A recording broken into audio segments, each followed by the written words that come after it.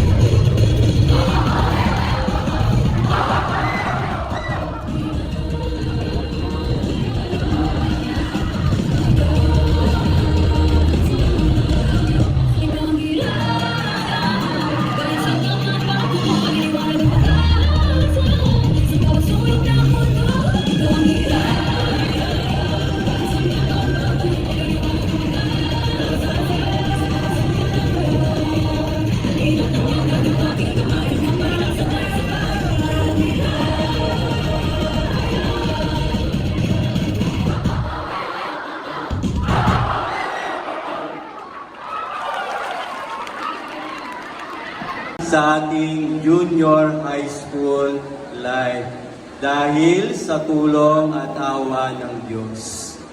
So, ako po ay lubos na nagpapasalamat unang-una sa ating mga guro na nagpagod upang magkaroon tayo ng maayos at mabuting completion rite or moving up ceremony. So, completers, palakpakan natin yung ating mga guro na nagpagod upang magkaroon tayo ng magandang programa. Ganon din, palakpakan natin, completers, yung ating mga magulang na isa sila sa nagbangon sa inyo, kaya minsan may nalilate, naganda ng ating almusal dahil sa kanilang pag-ibig, nagtutuition fee dahil sa hirap ng buhay, gusto nila na makapagtapos tayo at magawa natin na maayos yung ating pag-aaral. Palakpakan natin sila, completers. Ng kanilang NCAE. So sa darating na May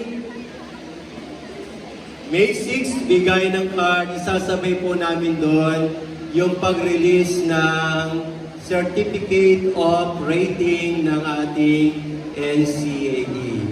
So muli po, maraming salamat po Perez sa 4 na taon po na inyong suporta sa ating mahal na eskwelahan. So alam ko po yung iba ay magmamigrate sa ibang school, yung iba naman po ay mag-stay doon sa lilipat.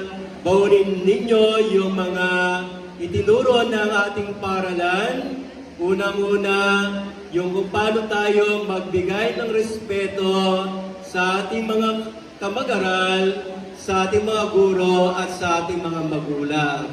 Baliwala ang taas ng grades natin, mga mag-aral or completers, kung hindi tayo marunong magbigay ng respeto. So tulad ng binanggit ng ating